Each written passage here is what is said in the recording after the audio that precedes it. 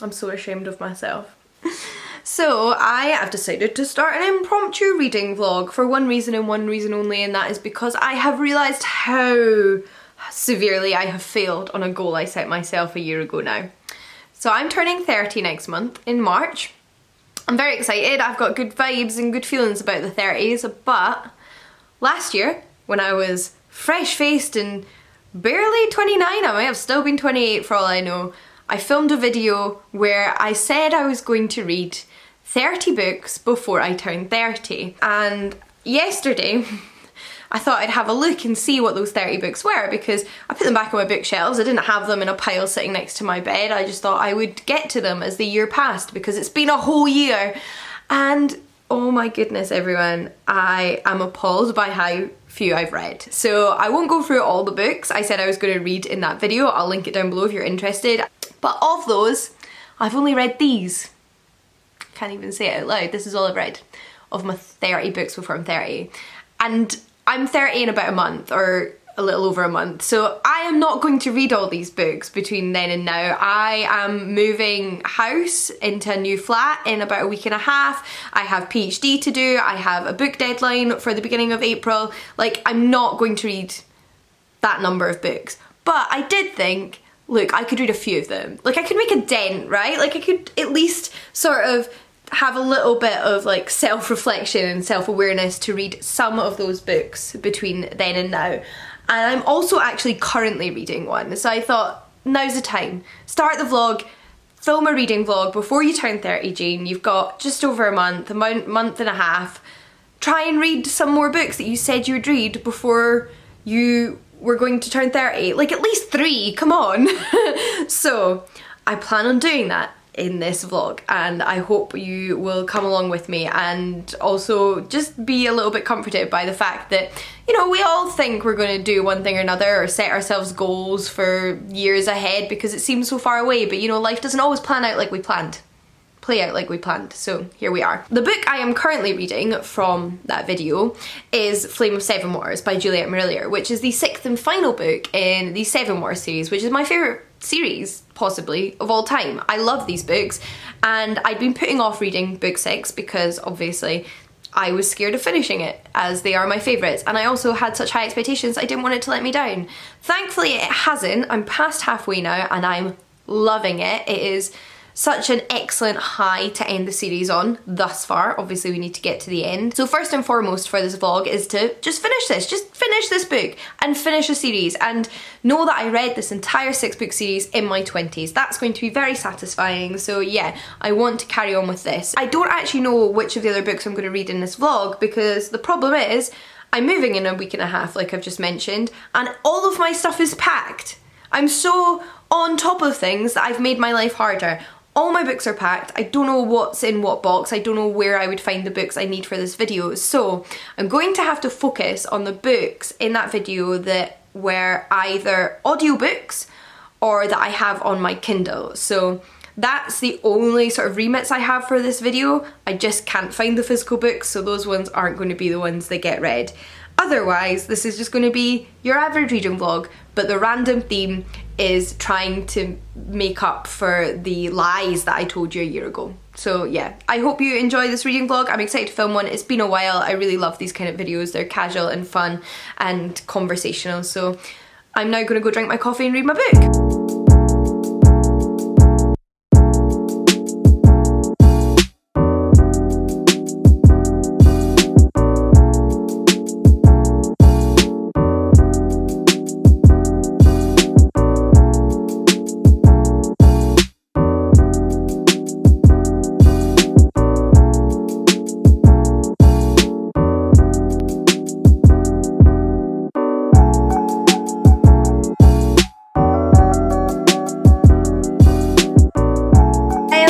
From the hairdresser. I am blonder than before. That's what's happened. And I thought I'd update you on my reading, because I'm actually making a decent amount of progress. I finished Flame of Seven Waters, which I'm still sad that I finished one of my favourite series of all time. I can't believe that, but it's very satisfying that I've done it before I'm 30. And it's not that surprising, obviously, that I finished it because I was already like a chunk of the way through it. I was close to the end. And it was a really satisfying ending. Like, I'm really pleased with how it panned out. I'm in no way disappointed, yeah. So I'm just really like glad that it kind of gave me that satisfied feeling to wrap up a series, although I do wish there was more. Like, I kind of just want a whole book of short stories about like their lives after the main events of the book. As fun as all the curses and journeys to the other Fae world and drama and danger are, like, I just want to hear about her life afterwards and the nice things that she does with her husband and like blah de blah de blah. I just want that. I just want it. Yeah, I really want that, but I enjoyed the book and I think I could just go back and reread the whole series now. I particularly love that in this series each protagonist feels so unique and so individual in their own, and it doesn't matter that they're all like women of a similar background in medieval Ireland. They do not feel the same, and I think that is a very easy trap to fall into if you're writing a book series like this, where it's sort of intergenerational and each book has a new female protagonist from the same family over the generations. They could all blend into one. They could all just be like reiterations of the same character, and they are not. Each woman protagonist in these books has had her own strengths, her own weaknesses. She's been so complex and believable and intriguing to follow, and I've loved that about these books. But in the hairdressers, I actually started reading a book on my Kindle, which was In Black and White by Alexandra Wilson, which is a non-fiction book that was on my 30 to read before I'm 30 list. That is all about this young black woman's experience of becoming and being a barrister in the British court system. And it is such a quick read. And I know I was like stuck in the hairdresser for 3 hours because that's how long it takes to do my hair, because I have a lot of hair and it's very thick. But I managed to get through like 40% of that book. I started it in the hairdresser and got through 40%. And it's difficult, obviously, when you're in the Kindle because you can't see the length of it. But I don't think it is a super long book. I think it's like maybe 300 pages tops. So yeah, I'm quite like in awe of how much I managed to speed through in my hair appointment, but that was like really satisfying. It felt very productive and educational because it is a non-fiction book. So this is really interesting, and I have a lot of different feelings about it because it's a really interesting book. But it's not necessarily at this point really the book I thought or wanted it to be, like thought it was going to be, which is partly my expectations, but also partly like marketing and sort of the way books are sold to you in blurbs, etc. Because for me, this book almost reads more like a good primer book for anyone who's interested in being a lawyer. And it's got loads of really interesting surface level information, obviously, about being a barrister and the inequalities in representation in terms of barristers in the legal profession in Britain, in terms of race and gender and sex. But it doesn't really get really in depth with it all. Like, it doesn't go really deep into it and really explore a lot of what I feel are like the systemic issues around inequality in society and poverty and how people end up getting tied up in the judicial system and all of that stuff, which I think is more what I'm interested in, if that makes sense. I mean, I absolutely very much agree with Alexandra Wilson here, and she's the expert in terms of it's necessary to have representation on all sides. Like, this is, being a barrister isn't about just like representing people you ethically, morally agree with. It's about making sure that the system works because everybody is represented.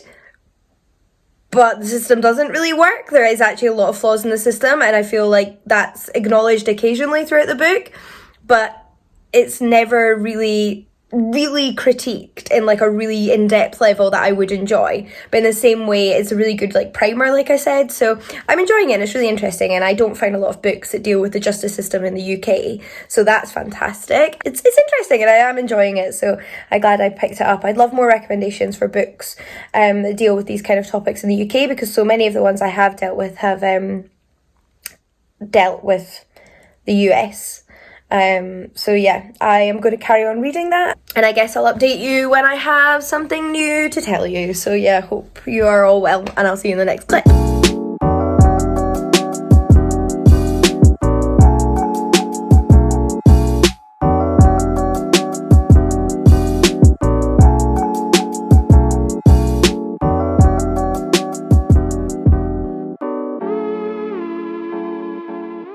So I'm about 60% of the way into In Black and White now, and it's a really emotional chapter that I've just been reading, which talks a lot about kind of the racial prejudices in terms of like police treatment of people during stop and searches and other sort of arrests. And the author talks about an experience that her own aunt and uncle had, in which her disabled uncle was repeatedly told to get out of a car, but he couldn't because he needed his wheelchair, and the police refused to acknowledge this, and they like were physically violent with them, arrested them, and then eventually years later they were the aunt and uncle were provided like I've forgotten the word, money, you know, like as compensation by the courts for what was done to them by the police. And it's just like, it's so upsetting and infuriating. And I think the thing that actually is what I struggle with a little bit with this book is actually kind of the deep-rooted respect that the author has for the law, which I get she has gone into this profession to change things from the inside, and she does respect her profession and she takes it very seriously. And she talks in that chapter about how the police are also beholden to the law and they also need to be prosecuted when they break the law. But the problem is the law is constantly changing and the laws themselves can be unfair, which is what I find frustrating. Like, I just wish there was more acknowledgement of that. The book is still fantastic though, and it has a lot of really great topics that are touched on in what is quite a brief book, and it is very educational in terms of how the law works. I really appreciate that because it really highlights the fact that we are not taught about how the law works, and how are you supposed to live in a society and make sure that you are behaving according to the law constantly when you don't know it. But I think I wanted to point out that since this book came out in 2020, the laws have even changed. So like in 2021, there was increased powers given to police in the UK by Priti Patel, who just makes me angry thinking about. So she gave increased powers to the police in the UK, one of which is to allow them to stop and search people without reasonable grounds. Like, I can quote this to you from the government website. You can be stopped and searched without reasonable grounds if it has been approved by a senior police officer. How can you be stopped without reasonable grounds? I don't care if it is approved by a senior police officer, that still acknowledges that there need not be reasonable grounds for you to be stopped and searched. And that is only going to play more into the discrimination that then becomes a part of stop and search, because as the author points out in this book, there's a lot of racial prejudice tied up in the justice system and in things like stop and search. A much higher percentage of people of colour are arrested or stopped and searched or given longer jail sentences, and then you just have this government who are making that easier. And it just infuriates me, and I guess I just wanted to just enter that topic into discussion, these whole issues surrounding it's all very well to have respect for the law and uphold justice, but what if the law itself is unjust? And I'm not proposing that I have magical solutions here, but it's just something that's on my mind when I'm reading this book, which I do think is a really good book, but like that's something I also want to read about and also to be explored. So it's okay if this book doesn't do that. I just like want to read about that. So if you have like a book, let me know. That would be fantastic. So yeah, I've just wanted to talk a little bit about some of the injustices in UK policing and the law. So that's fun. But like in a way, it's really nice that this book is really getting me to engage and look beyond even the book itself, because that's what I want from my non-fiction. So yeah, I'm going to carry on reading it and actually probably start my third book, which I'm undecided on, but I'll let you know which one I start.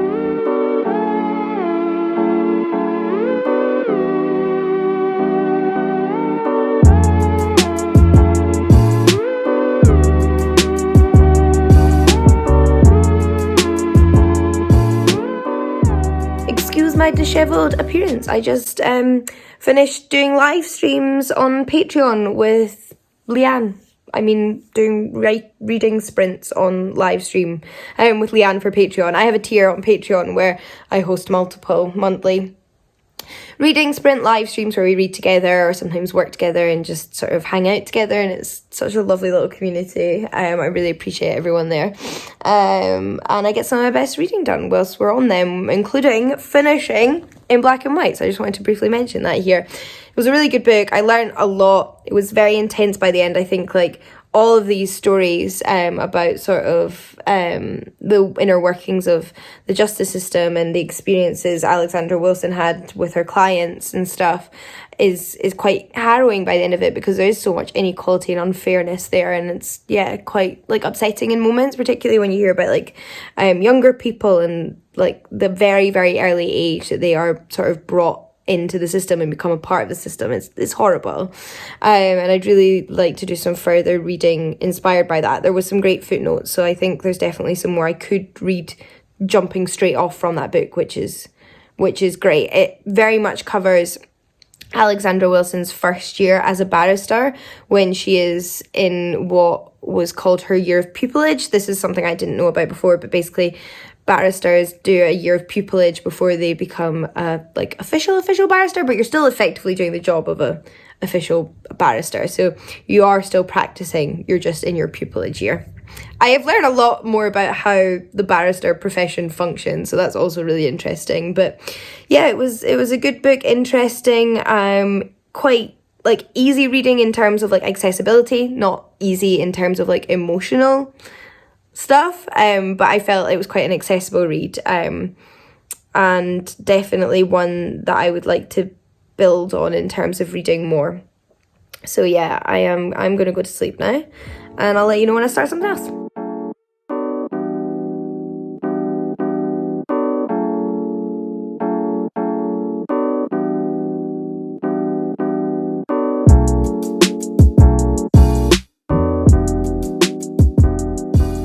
I am so cold. It is actually quite literally snowing outside right now, and my nose feels like it's going to fall off. But I have started a new book, so I'm gonna update you on it. I am always so dishevelled in these vlogs, right? Like, you see the contrast between I've done my hair nicely for my sit-down videos. We are all sides of ourselves, and this is one side of me. So I have started a third book, which is Antigone Rising by Helen Morales. So this is a non-fiction book. It's not a very long non-fiction book, and it's supposed to be a sort of accessible classics non-fiction book. It's not an ancient history book in the sense that it teaches a bit about ancient history. From what I understand, and from the small portion that I've read, it is a book that looks at the subversive power and the complexity of ancient Greek and Roman myths in terms of their thematic relevance to today. I am super far into it, so I don't know exactly how it's all going to pan out, but I'm very interested because I think it's very much written for like a general audience. It's meant to be very accessible. And previously to this, I've only ever encountered Helen Morales like as a scholar in very academic texts, because she's somebody I've been using the research of since I was in my undergraduate. I think I first came across Helen Morales when I was studying the ancient Greek novel, which is one of my favourite topics to talk about when it comes to ancient literature. So it's really cool to be reading something that she's done that's meant to be more accessible, and she does write in a very accessible way, and it shows that she can do both, which is reassuring for me as an academic who wants to do both. Wow, look at all this hair.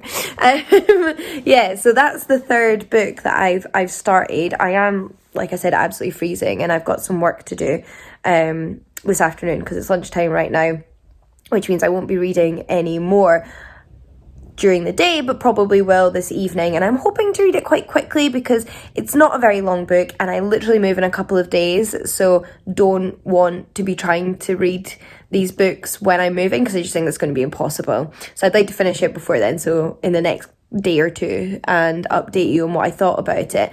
I picked this one because I basically just really felt in the mood for some more non-fiction after reading In Black and White. It reminded me how much I love non-fiction, and it put me in that state of mind where I just wanted to learn and listen and read non-fiction. So here we are, I've started the audiobook and I'm enjoying it, and can't wait to see where it goes. So yeah, we'll let you know how I get on.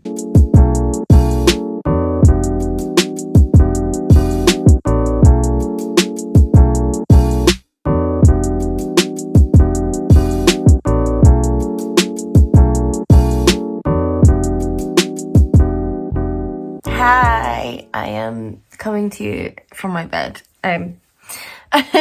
I'm about to go to sleep, but I've been listening to the audiobook for Antigone Rising, and I just I wanted to talk about it whilst it was very much on my mind, because I feel like that's the benefit of reading vlogs, right? Is you get to really talk about your emotions and reactions and feelings to a book in the moment. And I'm listening to, well, I've just finished listening to the chapter on weight loss and the use of Hippocrates and ancient ideas around weight loss, which we don't know. We don't really have evidence for.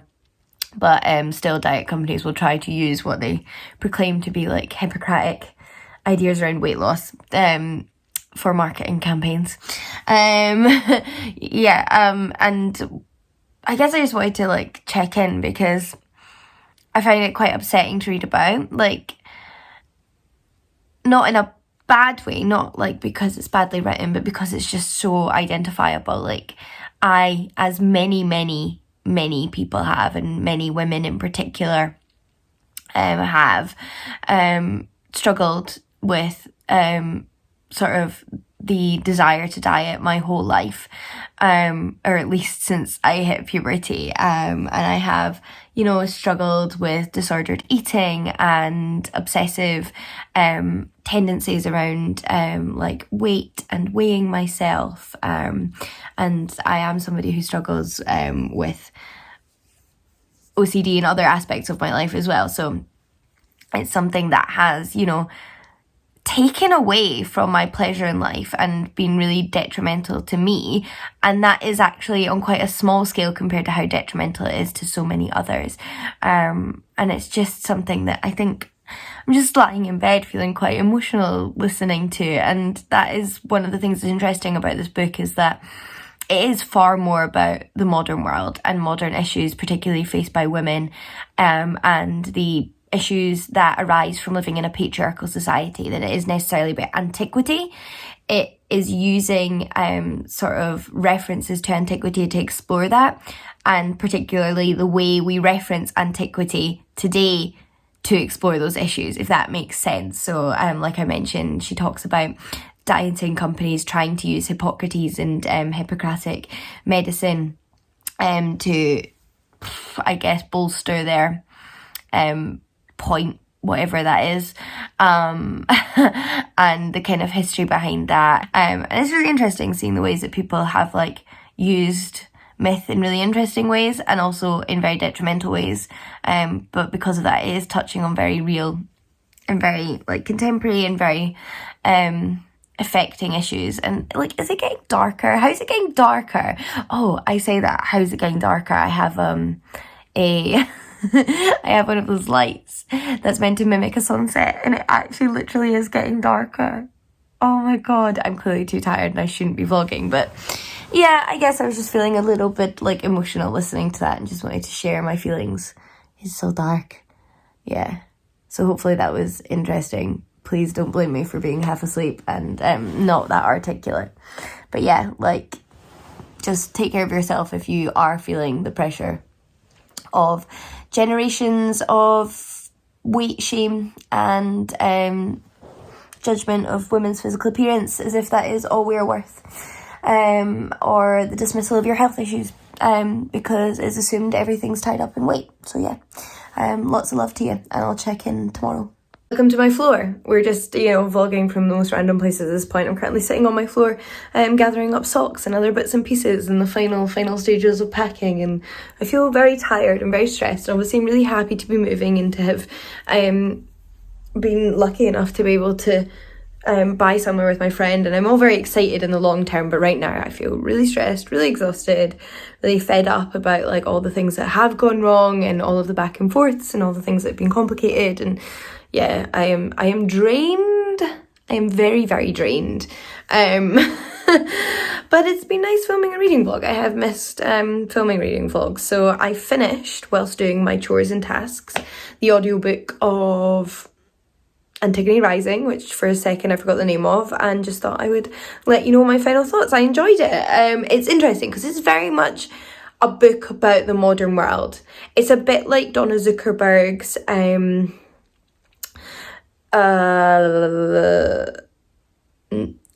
I've forgotten what that book is called. Like, I want to call it Old Dead White Men, and I think that's wrong. Anyway, it's a bit like Donna Zuckerberg's book, which is about kind of the use of classics by like the alt-right and incel movements, in that respect, that it's very much a book about the modern times, but written by a classicist who has this background in ancient history and mythology, and is observing the way in which we've used those things today. I think there's definitely less of a straightforward focus than in Donna Zuckerberg's book. Like, this one's a little bit more broadly just about like feminism and patriarchy and misogyny, and for that reason alone, I kind of wish it was longer. Like, I feel like for me, as someone who's read a lot of books about feminism and who's read a lot about ancient history, it was quite a brief book, and I could have read so much more about it, but that's because it was really interesting. So I think it's definitely one that if you're maybe just reading about these topics or trying to like start thinking about these topics together, it's a really great place to go. But you know, I think there could have been so much more to read about, but I don't want to like criticize a book for it not having everything possible in it, because that just means there's room for more books. And it was still very interesting. I thought it was quite accessible and very important and relevant. I think you just have to read the book. Like, and what am I trying to do? Like, summarize the entire argument made in a sort of 200-page book? I can't do that. Read it. It was interesting. I enjoyed it, both as somebody who enjoys politics and social sciences and somebody who also enjoys ancient history and mythology. So yeah, I overall really enjoyed everything I read in this book, and I think I made really excellent choices when making my 30 before 30 TBR. Like, the books I put on that TBR were like really good books, and I'm pretty sure all the other ones I haven't read on it are also going to be really good books, and I can't wait to read them. I'm just going to be reading them probably now after I turn 30, which is fine. So yeah, it was good fun catching up a little bit on that list, and like I said, also realising how good all those books were. Can you see? I've just noticed, you can probably tell right now that my door handle broke off my door. Let's not talk about that just in case anyone was observing that. So yeah, like, good TBR, well done me for making it. Looking forward to reading more from it, and since reading the 3 books in this video, I have now managed to read this number of 30. So yeah.